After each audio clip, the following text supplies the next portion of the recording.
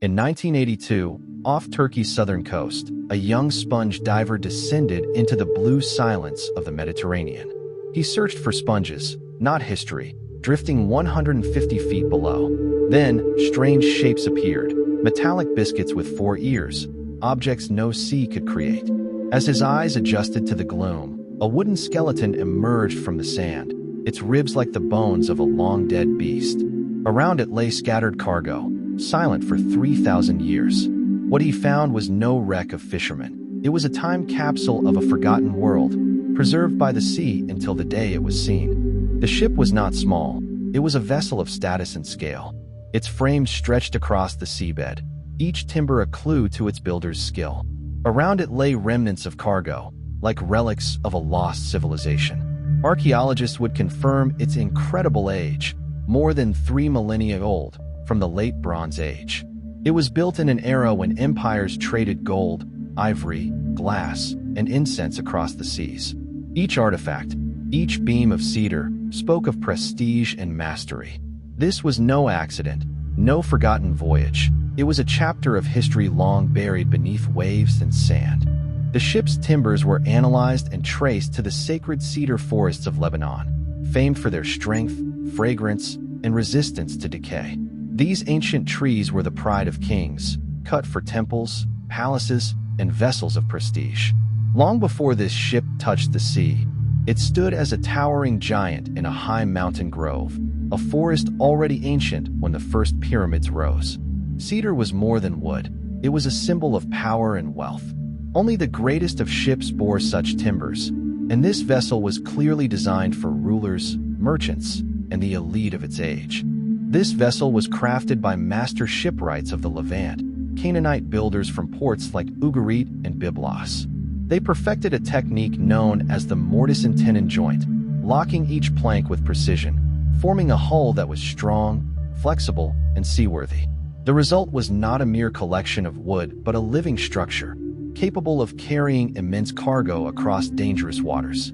These artisans, heirs to centuries of maritime tradition, produced ships that were works of art and engineering. The ghost ship beneath the Mediterranean was one of their finest, a royal vessel, a floating treasure chest from a golden age of trade. On its final morning, the ship was alive with motion and purpose. Canaanite sailors prepared ropes, sails, and cargo, their faces weathered by sun and salt. Among them stood merchants in fine robes, and 2 Mycenaean Greeks, their own cargo placed carefully aboard. The air smelled of cedar, spice, and sea spray, and the hum of many languages filled the deck. This was no simple trade run. It was a voyage of prestige, carrying treasures between empires. Yet none aboard could know their journey would end not in a grand harbor, but in silence, swallowed by the deep for 3,000 years. Deep in the ship's hold lay its true treasure, 10 tons of raw copper shaped into large 4-handled slabs called oxhide ingots, and 1 ton of pure tin. Together, they formed the precise 10-to-1 ratio needed to create high-grade bronze, enough to equip a small army with swords, helmets, and armor. This was not ordinary trade cargo. It was a state-level shipment, the lifeblood of Bronze Age power. In a world where bronze defined warfare, wealth, and prestige, these gleaming slabs represented strength itself, a shipment of military potential bound for the workshops of kings. Surrounding the ingots were luxuries meant for the palaces of kings. Nearly 150 Canaanite jars, their 2-handled shapes filled with golden resin from the terebinth tree, precious incense that perfumed temples and royal courts. Beside them lay 200 ingots of raw glass, some cobalt blue like the deep sea, others bright Egyptian blue, materials more valuable than gold, waiting to be crafted into jewelry and vessels. Every item spoke of wealth and artistry, of a world where beauty and prestige traveled the seas. This was not just commerce. It was culture, a floating gallery of the late Bronze Age's finest treasures. Among the cargo were gifts from far-off lands, logs of ebony traded from Africa, ivory tusks from elephants and hippopotamuses of the Nile, and dozens of ostrich eggshells destined to be carved into ornate cups. Gold and amber beads had traveled thousands of miles from the cold Baltic. Weapons of Canaanite design rested beside a Mycenaean sword, a relic of Greece's warrior elite. And amidst it all was a single exquisite scarab of solid gold, bearing the royal cartouche of Queen Nefertiti herself, a small yet priceless emblem of Egypt's divine luxury and the ship's connection to the greatest courts of the ancient world. To understand the world this ship served, we journey inland to the Anatolian plateau, home of the mighty Hittite Empire. Stern, disciplined, and martial, the Hittites built their capital, Hattusa, as a fortress city of stone walls 6 kilometers long, guarded by colossal gates crowned with lions and sphinxes. From here, they commanded a continental empire and unleashed their fearsome war chariots, heavier, more stable, and deadlier than any rivals. At Kadesh, they charged with hundreds of these 3-man chariots, nearly capturing Pharaoh Ramesses himself. The Hittites stood as one of the great pillars of the late Bronze Age world, unyielding, powerful, and proud. Far to the south, Egypt reigned as the world's most dazzling kingdom, fed by the life-giving Nile and enriched by Nubia's endless gold. Egypt projected an image of eternal divine order. Its temples glittered with treasures, and its pharaohs, living gods, ruled as embodiments of cosmic power. In this age, Pharaoh Akhenaten defied tradition, abandoning the old gods to worship Aten, the sun disk, and building a new city, Akhetaten, from the sands. Foreign kings wrote to Egypt, marveling at its wealth, pleading for gold they believed as common as dust. Egypt was not merely rich, it was the very symbol of splendor. Between the great empires lay the wealthy merchant cities of Canaan, from Ugarit to Byblos. These ports acted as crossroads where Egyptian gold, Hittite silver, and Mesopotamian textiles changed hands. Their ships, sleek and fast, carried cedar from Lebanon, purple-dyed fabrics, and fine-crafted goods across the Mediterranean. Canaanite merchants were more than traders.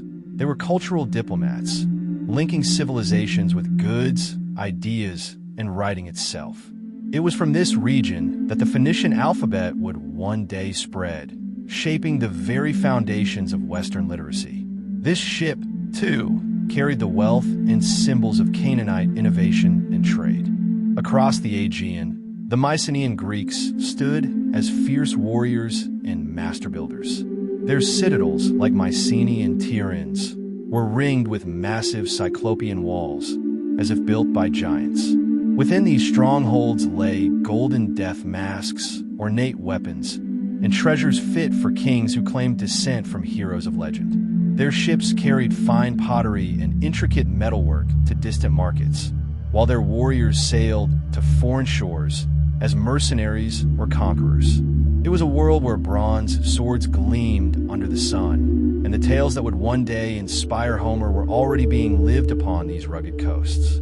This single ship carried the goods of at least 9 cultures, proving that the late Bronze Age world was more connected than ever before. Copper and tin from Cyprus and Central Asia, glass and resin from Canaan, ivory and ebony from Africa, amber from the Baltic, and gold from Egypt, all found their place on this floating treasury. Its route may have linked Ugarit to Mycenaean Greece, with stops along Anatolia's coast. But the true wonder is how so many distant lands, languages, and kingdoms were bound together by trade, creating a global network 3,000 years before the modern age. Who sailed this vessel through such dangerous waters? Evidence from artifacts suggests a mixed crew, perhaps Canaanite merchants, Mycenaean sailors, and Levantine craftsmen, working together on a journey of immense risk and reward. They carried luxury goods worth fortunes, navigating treacherous coasts and open seas where pirates and storms claimed countless lives. Yet no written record of their voyage survives. Only the silent testimony of the cargo and the bones of the ship itself. Their names are lost, but their story, sealed in sand for millennia, speaks of courage, ambition, and the human drive to seek fortune across uncharted horizons. The Uluburun Shipwreck captured the late Bronze Age at its height, a glittering era of kings, merchants, and artisans linked by trade, diplomacy, and shared ambition. Palaces rose in Egypt, citadels crowned Greece, and chariots thundered across the fields of Anatolia. Art, technology, and culture flowed like the goods that crossed the seas. Yet even as this world thrived, shadows loomed on the horizon. Within a century, these kingdoms would fall, cities burn, and writing vanish from some lands for centuries. But for a moment, this ship sailed through history's golden age, bearing the wealth of a connected and ambitious world. Somewhere along its journey, disaster struck. Perhaps a sudden storm battered the vessel, tearing its sails and splintering its mast. Or pirates, lurking behind rocky islands, ambushed the ship, forcing it to flee and eventually sink beneath the waves. The exact cause remains a mystery, but the result was the same. The Mediterranean claimed another victim. Slowly, sand and silt covered its wooden frame, preserving its precious cargo for over 3,000 years. Time turned tragedy into a time capsule, locking away the story of a forgotten voyage until a young diver stumbled upon its ghostly remains centuries later. When the diver first surfaced, gasping for air, he held a strange metal ingot in his hand. Its weight told him it was no ordinary find, yet he could not guess its true age or value. Over time, more artifacts were retrieved, tools, jewelry, and ceremonial items, each hinting at a story far older than any living memory. Archaeologists soon descended on the site, piecing together fragments of a shipwreck that would reshape our understanding of ancient trade. What began as a simple dive for sponges had become one of the most important underwater archaeological discoveries in human history. Archaeologists worked for over a decade, carefully raising each artifact from the seabed. Using brushes, airlifts, and small tools, they preserved fragile wood, corroded metals, and delicate ceramics. Back on land, conservation labs treated the objects, halting centuries of decay. Scholars studied the cargo, identifying origins from as far as the Baltic, Africa, and Mesopotamia. The ship itself was digitally reconstructed, revealing its size, design, and sailing capacity. Piece by piece, the story of a single voyage evolved into a portrait of an interconnected world, one where trade-bound nations together long before written history recorded their names. Among the treasures were items of dazzling beauty and practical utility: golden scarabs from Egypt, fine Mycenaean pottery, weapons, and tools of bronze and copper. But perhaps most intriguing were raw materials: blocks of glass, resin, ivory, and exotic woods, proof that this voyage was meant for trade on a massive scale. Some objects bore inscriptions in ancient scripts, silent voices of a world where writing was reserved for kings and merchants. Each artifact whispered of journeys across deserts, mountains, and seas before reaching the doomed ship, only to lie untouched for 3 millennia at the bottom of the Mediterranean. The Uluburun wreck is more than a collection of artifacts. It is a window into a vanished world. It reveals how far trade reached, how diverse cultures interacted, and how ambitious this ancient network truly was. Yet questions linger. Who financed the voyage? Was it a royal shipment, a merchant's gamble, or tribute between kings? And what became of the civilizations connected by this ship once the Bronze Age collapsed? The wreck provides tantalizing clues, but no final answers. Its silent testimony reminds us how fragile human achievements are, and how easily they can be lost beneath the waves of time. The Bronze Age was an era of remarkable innovation, where empires rose and fell through trade, warfare, and exploration. Across the Mediterranean, kingdoms like Egypt, Mycenae, and the Hittite Empire exchanged goods, knowledge, and culture. The Uluburun ship carried evidence of this vast network: precious metals from Cyprus, glass from Mesopotamia, and luxury goods from Egypt. It was a floating marketplace of the ancient world, linking civilizations that spoke different languages but shared the same desire for prosperity and power. This wreck proves that humanity's drive to connect and exchange existed thousands of years before the modern age of commerce. The sailors of the Uluburun ship were not ordinary men. They were skilled navigators, capable of reading the stars, interpreting ocean currents, and surviving weeks at sea. Their knowledge was passed down through generations, long before compasses or maps. These mariners faced storms, pirates, and treacherous coastlines, driven by the promise of wealth and the call of distant lands. Perhaps they sang songs to calm the sea spirits or carried talismans for luck. Though their names are lost, their courage is preserved in every artifact that lay hidden beneath the waves, waiting to tell the story of their final voyage. Among the cargo were treasures unmistakably Egyptian: golden scarabs, ceremonial jewelry, and fragments of royal seals. These objects suggest the ship may have been carrying goods intended for Egyptian nobility or perhaps coming from their royal workshops. At this time, Egypt stood as a beacon of wealth and power, trading luxury items for copper, tin, and other raw materials essential to its empire. The Uluburun cargo handset diplomatic exchanges, marriage alliances, and tribute between kingdoms. Each artifact reflects a world where commerce was intertwined with politics, and trade carried the weight of royal ambition and international intrigue.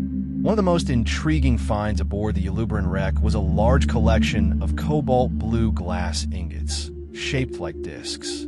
At a time when glass was as precious as gemstones, these ingots represented a fortune. They would have been melted and shaped into beads, vessels, and decorative items for palaces and temples. Their origin remains debated. Some believe they came from Mesopotamia, others from ancient Levantine workshops.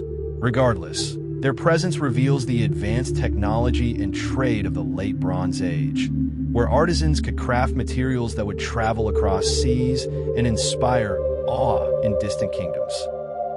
Despite decades of study, no one knows where the Uluburun ship began its journey. Some clues point to the Levant, others to Cyprus or Crete. The mix of artifacts suggests the ship may have stopped at multiple ports, loading treasures along the way. Was it part of a royal fleet or a private merchant's venture?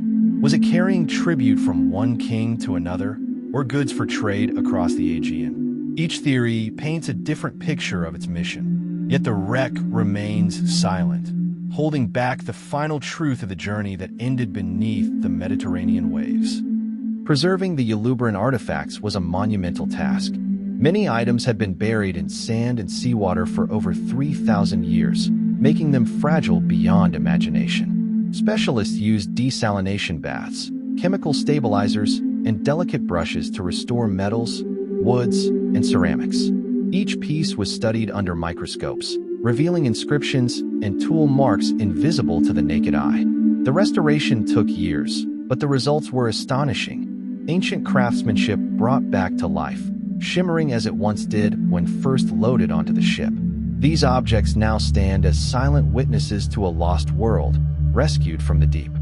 Today, the treasures of the Uluburun ship rest in a museum in Turkey, preserved for future generations. Visitors gaze upon ancient jewelry, ceremonial daggers, and fragments of a ship that once sailed through history. Behind the glass cases, the artifacts seem to whisper, telling tales of merchants and kings, storms and journeys, triumph and loss. Each item carries the weight of centuries, yet stands proudly as a reminder of humanity's eternal quest to explore, trade, and connect. The wreck no longer lies forgotten at the bottom of the sea. It lives again, inspiring wonder in all who behold it. The Uluburun shipwreck changed archaeology forever. It showed how one discovery could rewrite history, proving that the Bronze Age was far more advanced and interconnected than previously believed. It demonstrated the importance of underwater archaeology, inspiring new methods and technologies for exploring submerged ruins. But beyond the science, it captured the human imagination, reminding us that every wreck holds a story, and every artifact is a bridge to forgotten lives.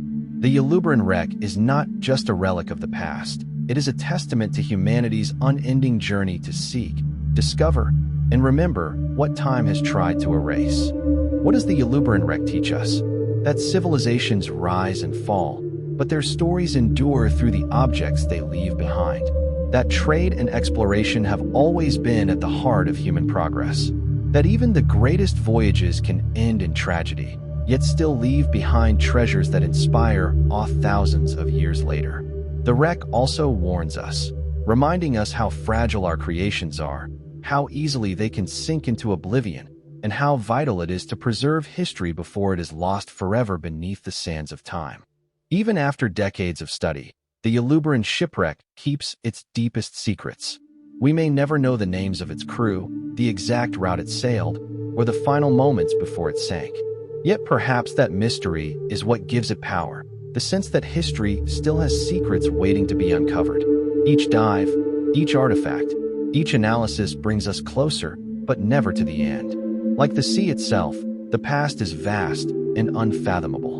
And somewhere beneath the waves, countless other stories lie waiting for discovery, whispering to those brave enough to seek them. Scholars believe the Uluburun carried one of the richest cargoes of the Bronze Age, over 10 tons of copper and 1 ton of tin, the perfect ratio to create bronze.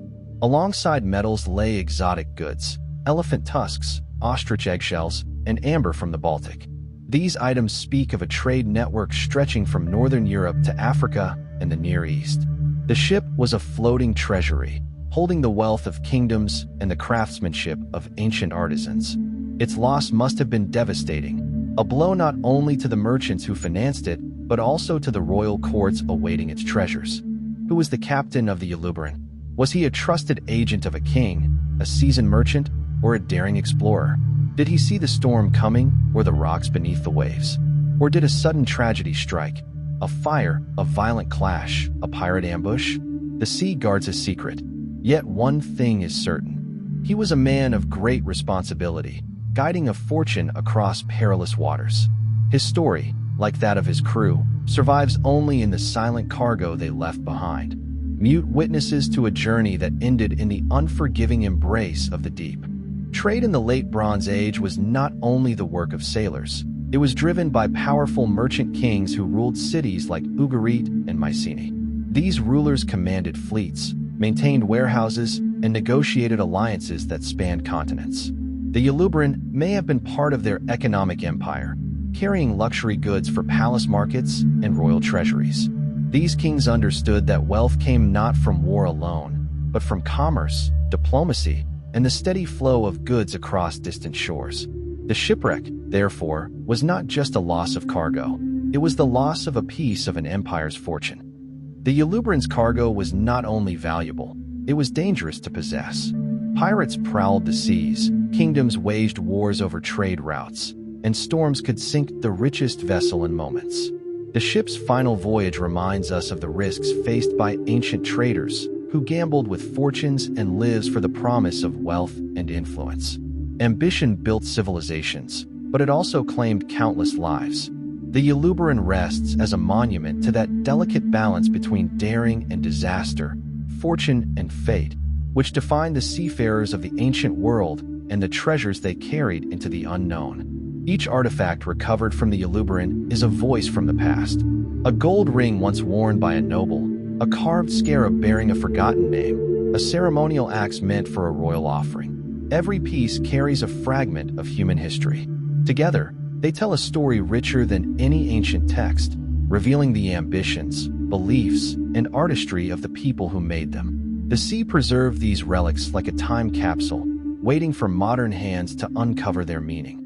Through them, the lost voices of sailors, kings, and craftsmen speak across 3 millennia, whispering their truths. Perhaps it was a storm that claimed the Uluburun. Dark clouds gathered on the horizon, waves rose like walls, and the wind screamed across the deck. The sailors fought to steer her, but the sea was relentless. With a single miscalculation or a broken rudder, the ship could have been driven onto rocks and shattered in moments. The cargo sank with it, settling silently into the deep as the storm passed, leaving no survivors to tell the tale. Only the sea knew the truth, until divers returned 3,000 years later to bring fragments of that doomed night to light. The Uluburun was more than a ship. It was a bridge between civilizations. Its cargo spoke of Egypt, Cyprus, Mesopotamia, and the Aegean, cultures separated by distance but united by trade. The ship carried not only goods, but ideas, craftsmanship, artistry, and innovation that spread across continents. It proves that globalization is not new. It has been a force shaping human history for thousands of years. The Uluburun stands as evidence that ancient peoples were not isolated. They were connected, ambitious, and capable of forging a network of commerce and culture long before modern maps defined the borders of the world. The Uluburun Wreck is more than a discovery. It is a time capsule, sealed by the sea and untouched for millennia.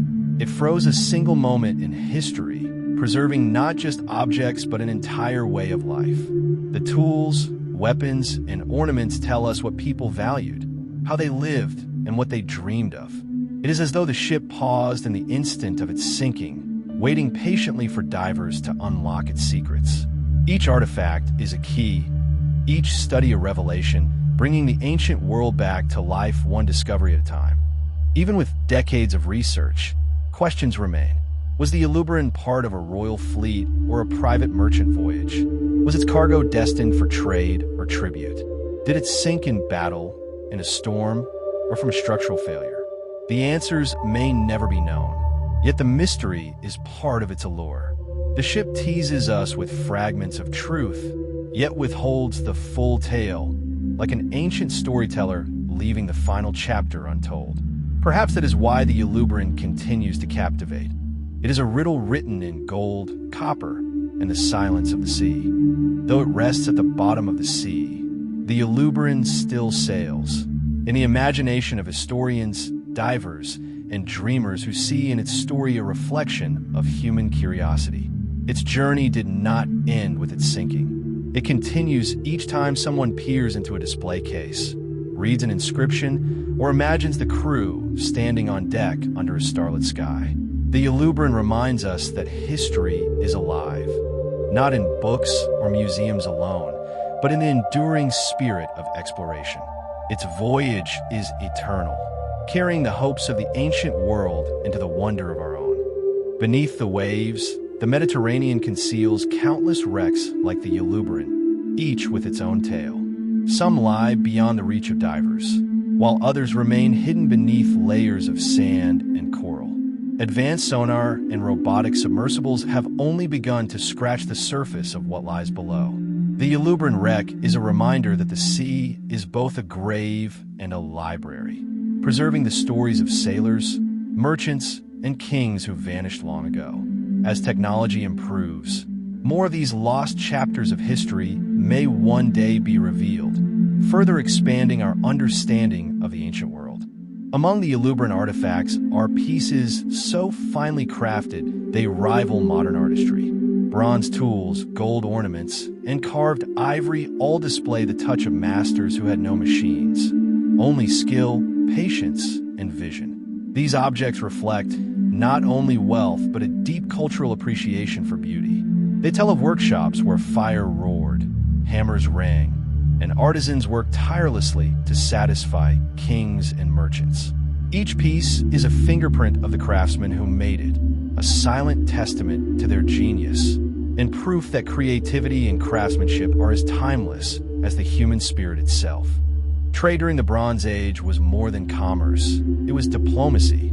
Ships like Uluburun carried not only goods, but also messages of alliance, peace, and tribute between kingdoms. A carved seal or inscribed artifact could signal a treaty, a royal marriage, or even a promise of military aid. These exchanges wove a network of trust across the Mediterranean, binding empires together with gold, copper, and rare materials. The Uluburun Wreck may have been a diplomatic envoy, its cargo a gift between rulers. If true, its loss would have shaken the courts of ancient kings and changed the course of history. Some artifacts bear inscriptions and scripts still partly undeciphered, clues to languages spoken by forgotten peoples. Linear Hittite hieroglyphs and early Phoenician markings suggest the ship traveled across diverse cultures, each leaving a trace of its identity. These fragments are more than decoration. They're whispers from civilizations whose words have faded from memory. Scholars work tirelessly to interpret them, hoping to recover not only the trade records, but the myths, laws, and poetry of ancient worlds. The Uluburun Wreck stands as a bridge to these voices of the past, calling across millennia to be understood once more. The most critical cargo aboard Uluburun was not gold or jewels. It was tin and copper, the two metals essential for making bronze. Without bronze, the weapons, tools, and ornaments of the age would not exist. These metals were as valuable then as oil is today, fueling the power of kingdoms. The ship carried tons of raw ingots, their shapes designed for easy stacking and transport. Their discovery confirms the vast trade networks that linked mines in Central Asia and Anatolia with workshops in Egypt, Crete, and beyond, proving that the Bronze Age was truly an era of global exchange. The Uluburun ship itself was a marvel of ancient engineering. Its hull was built with the mortise and tenon method, planks fitted together with precision, locked by wooden pegs, and sealed with resin. This technique, centuries ahead of its time, allowed the ship to endure long voyages across rough seas. The design suggests a vessel made not by common builders, but by shipwrights serving kings or wealthy merchants.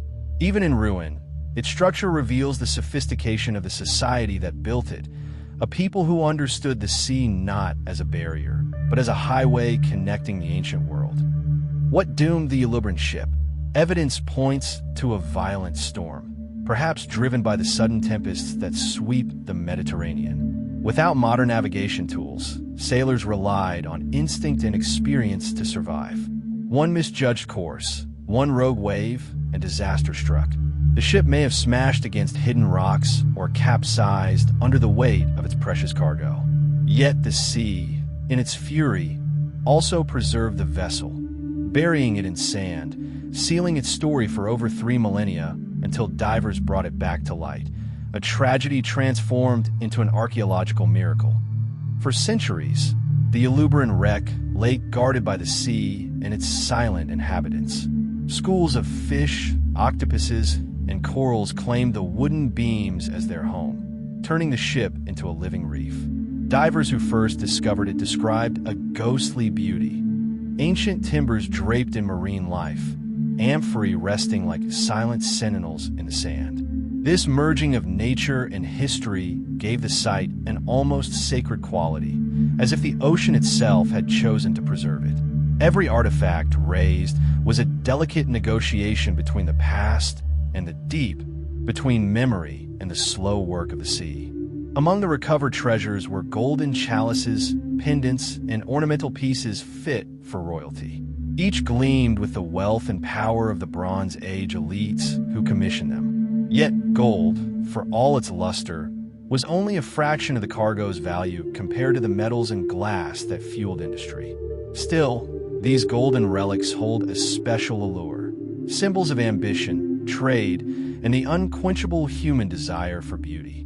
They connect us to the hands that shaped them and to the ancient courts where they once dazzled kings and queens, shining like captured fragments of the sun. If you enjoyed uncovering the secrets of this lost world, don't forget to like the video, subscribe to the channel, and turn on the notification bell so you never miss another journey into history's deepest mysteries. Share your thoughts in the comments. What do you think this discovery truly reveals about our ancient past? Join us next time for more forgotten tales and hidden knowledge from the dawn of civilization.